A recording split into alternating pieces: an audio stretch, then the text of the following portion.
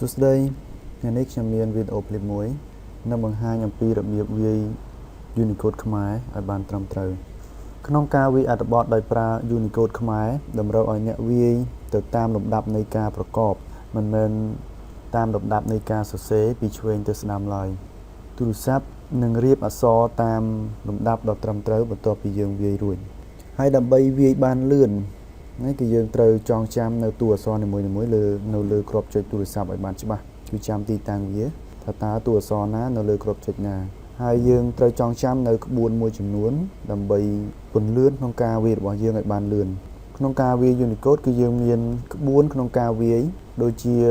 នៅពេលដែលយើងវាយព្យញ្ជនៈផ្សំនឹងស្រៈគឺយើងត្រូវវាយយ៉ាងម៉េចព្យញ្ជនៈផ្សំជាមួយនឹងព្យាង្គតម្រួតផ្សំជាមួយនឹងស្រៈយើងវាយយ៉ាងម៉េចហើយនឹងមានក្បួនផ្សេងទៀតហ្នឹងដូចជានៅពេលដែលយើងចង់វាយសញ្ញាផាត់លើឬសញ្ញាអ្វីផ្សេងទៀតនោះក្នុងការវាយគឺយើងអាចបើកកម្មវិធីណាមួយក៏បានក្នុងទូរស័ព្ទរបស់យើងដូចជាកម្មវិធីផ្ញើសារ SMS កម្មវិធី email ឬក៏កម្មវិធីកំណត់ហេតុផ្សេងអញ្ចឹងនៅពេលនេះខ្ញុំ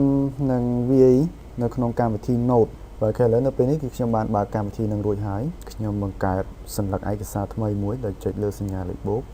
ហើយខ្ញុំយកពាក្យថា text កម្មវិធីបានបង្ហាញមកហើយឥឡូវយើងចាប់ផ្ដើមវាយទី1យើងរបៀបវាយព្យញ្ជនៈផ្សំនឹងស្រៈបើយើងដឹងហើយ Unicode គឺយើងត្រូវវាយតាមប្រកបអូខេអញ្ចឹងយើងសាកល្បងវាយពាក្យណាមួយឧទាហរណ៍ថាសាលារៀនអញ្ចឹងយើងត្រូវវាយពាក្យសស្រៈអាឡូស្រៈអារ៉ូស្រៈអ៊ីនិងណូយើងឃើញមាន predict text ចេញមកឲ្យយើងជ្រើសរើសដែរប៉ុន្តែដោយសារតែខ្ញុំចង់ឲ្យយើង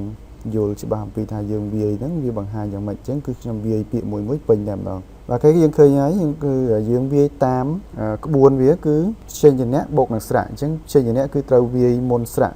បាទហើយរបៀបមួយទៀតនោះគឺយើងវាយព្យញ្ជនៈផ្សំជាមួយនឹងជើងហើយផ្សំជាមួយនឹងស្រៈគឺយើងត្រូវវាយព្យញ្ជនៈបន្ទាប់មកជើងបន្ទាប់មកស្រៈបាទនៅលើទូរស័ព្ទក៏យើងមានគ្រាប់ចុចពិសេសមួយគឺសម្រាប់ដាក់ជើងអញ្ចឹងនៅពេលនេះឧទាហរណ៍ថាខ្ញុំចង់វាយពាក្យថាខ្ញុំអញ្ចឹងយើងត្រូវចុចខបាទអញ្ចឹងយើងត្រូវការជើងអញ្ចឹងជើងមុននឹងដល់ជើងគឺយើងត្រូវវាយសញ្ញាដាក់ជើងសិនគឺគ្រាប់ចុចមួយដែលមានរង្វង់មូលហើយមានសញ្ញាលេខបូកពីក្រោមហ្នឹងគឺជាគ្រាប់ចុចដាក់ជើងបាទរួចហើយយើងត្រូវចុចគ្រាប់ចុចមួយទៀតគឺគ្រាប់ចុចញបាទហើយនៅពេលនេះគឺយើងអត់ឃើញមានអក្សរញទេអញ្ចឹងនៅលើទូរស័ព្ទដើម្បីបានញគឺយើងត្រូវចុចគ្រាប់ចុច shift បាទគេចុច shift អូខេឥឡូវយើងមកឃើញបង្ហាញញហើយយើងចុចញនៅពេលដែលផ្ទាំងចុចគ្រាប់ចុច shift អញ្ចឹងគឺយើងអត់ឃើញមានស្រៈអ៊ុំទេអញ្ចឹងយើងត្រឡប់ទៅវិញដោយដោះ shift វិញបាទខ្ញុំអូខេបាទនេះគឺរបៀបវាយព្យញ្ជនៈបូកនឹងជើងព្យញ្ជនៈហើយផ្សំជាមួយនឹងស្រៈឥឡូវយើងវាយពេញបាទខ្ញុំទៅបាទយើងប្រើច្រឡំឃើញមួយសាលាចំពោះជើងរកមានលក្ខណៈពិសេសហើយយើងត្រូវចងចាំចំណុចនេះនៅពេលដែលយើងប្រើមានព្យាង្គតម្រួតត្រួតគ្នាពីរអញ្ចឹងគឺជើងរកត្រូវវាយក្រោយគេទាំងអស់បាទឥឡូវទៀតថាយើងចង់វាយពាក្យថាស្ត្រីអញ្ចឹងគឺយើងចុចសបាទដាក់ជើងតហើយជើងរបាទក្រោយគេហើយបានយើងដាក់ស្រៈអីដូចគ្នាដែរពាក្យថាមន្ត្រីណូជើងតជើងរស្រៈអីបាទនេះគឺបានត្រឹមត្រូវបាទមួយទៀតនោះគឺករណីពិសេសសម្រាប់ព្យញ្ជនៈមានករណីមួយចំនួនដែលតួអក្សរខ្លះត្រូវបានបង្ហាញដោយរូបរាងលើសពីមួយឧទាហរណ៍ក្នុងករណីអក្សរបនៅពេលតាមពីក្រោយដោយស្រៈអាក្នុងពុម្ពអក្សរមុនវាចាំបាច់ត្រូវមានតួអក្សរពិសេសមួយសម្រាប់ករណីនេះប៉ុន្តែក្នុង Unicode អ្នកត្រូវវាយគ្រាប់ចុចធម្មតាសម្រាប់ព្យញ្ជនៈបនៅពេលដែលអ្នកវាយស្រៈអាទូរស័ព្ទនឹងបដូររូបរាងអក្សរបភ្លាមពេលដែលយើងសរសេរពាក្យបានអញ្ចឹងវានឹងបង្ហាញរូបរាងដែលយើងឃើញអូខេលើយើងសាកវាយបដាក់ស្រៈអានឹងណបាទបានប៉ុន្តែបើសិននៅពេលដែលយើងវាយបហើយអត់មានស្រៈនៅជាមួយទេគឺវាធម្មតាបនេះនៅពេលដែលយើងផ្សំជាមួយស្រៈគឺវាត្រូវតែចេញអញ្ចឹងបើសិនយើងសរសេរបន្ទាប់ពីព្យញ្ជនៈវាចេញធម្មតាទេគឺថាបបាទអូខេនេះជាលក្ខណៈពិសេសយើងគួរកត់សម្គាល់ដែរបាទដូចគ្នាដែរសម្រាប់តួអក្សរញអ្នកមិនចាំបាច់ព្រួយបារម្ភពីរូបរាងនៃព្យញ្ជនៈញឬជើងញទេបើអ្នកវាយបានត្រឹមត្រូវនោះទូរស័ព្ទនឹងបង្ហាញឡើងនៅអក្សរដ៏ត្រឹមត្រូវមួយឧទាហរណ៍យើងវាយពាក្យថាទាញបាទតស្រៈអាបាទនឹងញវាចេញធម្មតាប៉ុន្តែនៅពេលដែលយើងវាយពាក្យថាសញ្ញាស បាទនឹងញោបាទអញ្ចឹងគឺសញ្ញានៅពេលដែលយើងវាញោវានៅជាប់ជើងដដែលប៉ុន្តែនៅពេលដែលយើងដាក់ជើងហើយយើងដាក់ជើងញោទៀតនោះគឺវានឹងចេញបំលែងជើងញោទូចហ្នឹងឲ្យវាទៅជាជើងញោធម្មតាអូខេយើងមើលជើងញោបាទស្រៈអានេះគឺសញ្ញាបាទដូចជាពាក្យថាខ្ញុំមុនហ្នឹងគឺយើងវាអញ្ចឹងណាពាក្យមួយទៀតគឺឧទាហរណ៍ថាបញ្ចេញបាទបញ្ចេញបាទមានករណីពិសេសសម្រាប់ស្រៈដែរមានស្រៈមួយចំនួនដែលទោះបីជាវាមានក្នុងក្តារចុចក៏ដោយប៉ុន្តែវាតំណាងឲ្យតួអក្សរពីរផ្សេងគ្នាស្រៈទាំងនោះគឺដូចជាស្រៈអាំស្រៈអ៊ុំស្រៈអោះស្រៈអាបាទយើងអាចវាយស្រៈទាំងនេះដោយផ្ទាល់ជាមួយគ្រាប់ចុចដែលវានៅលើប៉ុន្តែបើសិនបើយើងចង់លុបវិញគឺយើងត្រូវលុប2ដងឧទាហរណ៍យើងចង់វាពាក្យថាកាលនោះកស្រៈអាលោបាទកាលនោះណូដាក់ស្រៈបាទអញ្ចឹងនៅពេលដែលយើងចង់លុបទីក្នុងករណីខុសអីអញ្ចឹងយើងចង់លុបទីមួយគឺវាលុបស្រៈអាចេញលុបមួយទៀតវាលុបស្រៈអោបាទនេះយើងគួរចងចាំបាទមួយទៀតគឺយើងគួរកត់សម្គាល់ជាមួយនឹងតួអក្សរដែលបដូរព្យញ្ជនៈបាទតួអក្សរទាំងនេះមាន2គឺត្រីស័ព្ទនិងមុសិកតន្ហៅថាធ្មេញកណ្ដុរហ្នឹងបាទត្រីស័ព្ទត្រូវបានប្រើដើម្បីបដូរសំឡេងស្រៈដែលអមព្យញ្ជនៈអខុសៈទៅជាព្យញ្ជនៈខុសៈព្យញ្ជនៈទាំងនេះមានសហអនិងបចំណែកមុសិកតន្ឬធ្មេញកណ្ដុរវិញគឺត្រូវប្រើដើម្បីបដូរសំឡេងស្រៈដែលអមព្យញ្ជនៈខុសៈទៅជាព្យញ្ជនៈអខុសៈបាទព្យញ្ជនៈទាំងនេះមានង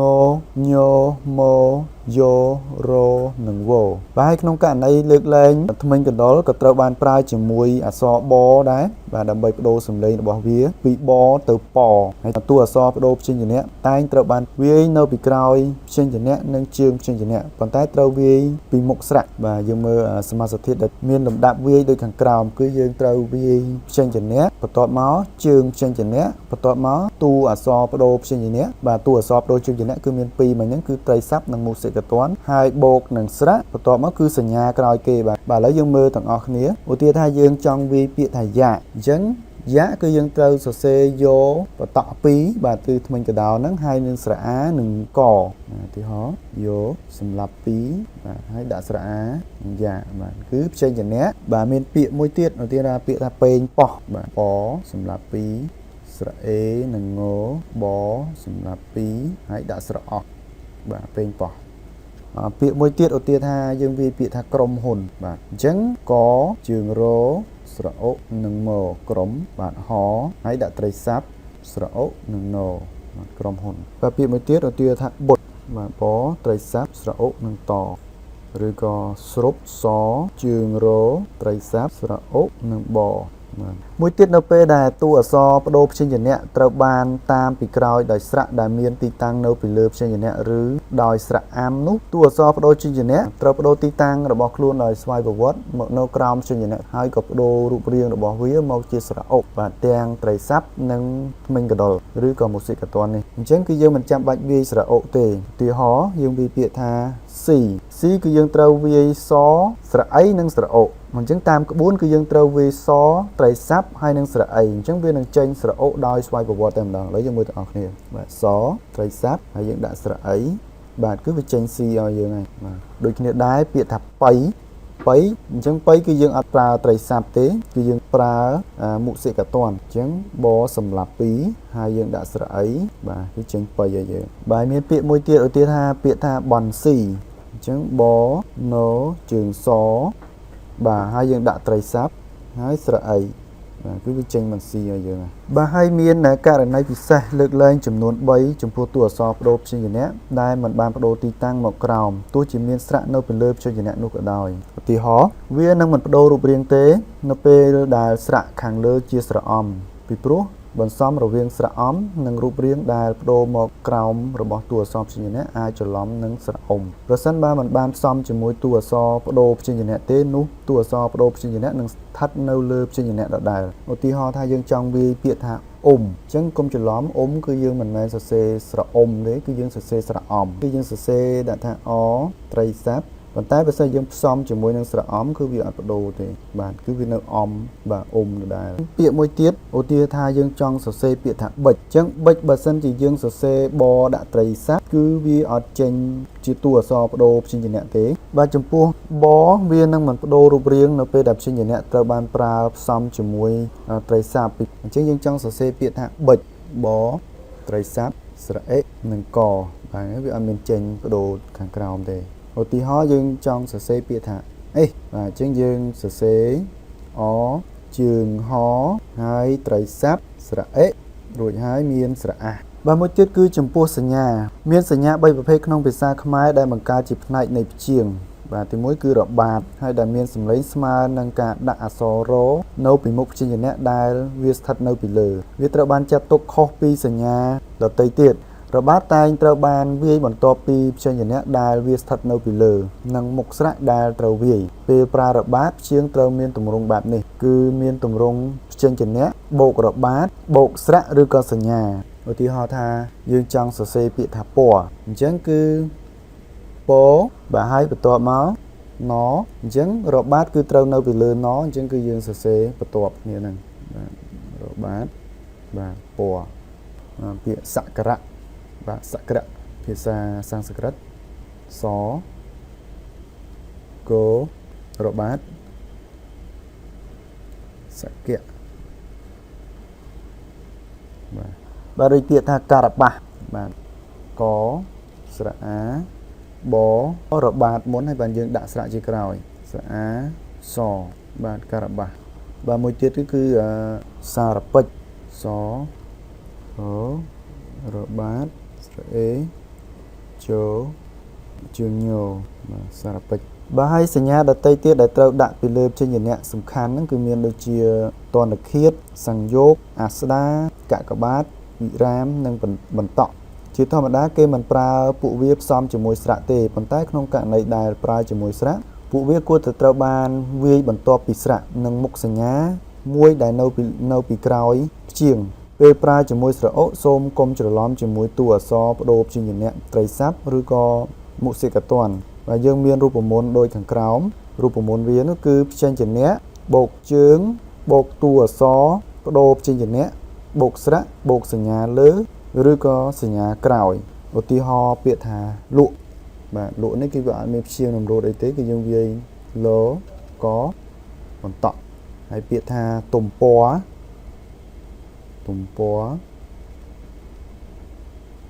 របាទឬក៏ណេះឬក៏នោះបាទអញ្ចឹងណេះឬក៏នោះហ្នឹងគឺយើងវាយសណហើយសញ្ញាកក្បាតបាទសញ្ញាកក្បាតគឺសញ្ញាលេខបូក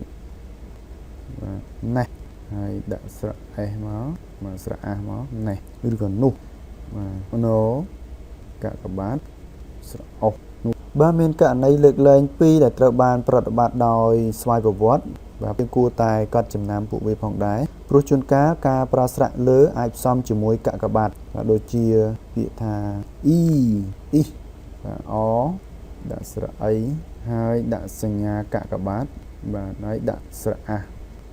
អ៊ីមួយទៀតគឺបន្សំរវាងអិនិងទណ្ឌឃាតពុម្ពអក្សរពីមុនខ្លះមានតួអក្សរពិសេសបែបនេះក្នុង Unicode តួអក្សរទាំងពីរត្រូវវាយដោយឡែកពីគ្នាបាទប៉ុន្តែវាអាចផ្សំចូលគ្នាយ៉ាងត្រឹមត្រូវនៅពេលដែលយើងវាយឧទាហរណ៍ពាក្យថាពោបាទអញ្ចឹងពោគឺយើងត្រូវវាយពោដាក់ស្រៈអោហើយថោស្រៈអិបាទស្រៈអិប៉ុន្តែធម្មតាពោវាមានរាងកង្កក់មួយតង់ទៀតអញ្ចឹងស្រៈអិគឺយើងត្រូវវាយសញ្ញាទណ្ឌឃាតបាទនេះវាផ្សំឲ្យយើងជាស្វ័យប្រវត្តិបាទវីដេអូឃ្លីបដែលបង្ហាញអំពីរបៀបវាយ Unicode នេះគឺសូមបញ្ចប់ត្រឹមនេះសូមរីករាយវាយឲ្យបានត្រឹមត្រូវទាំងអស់គ្នាបាទសូមអរគុណ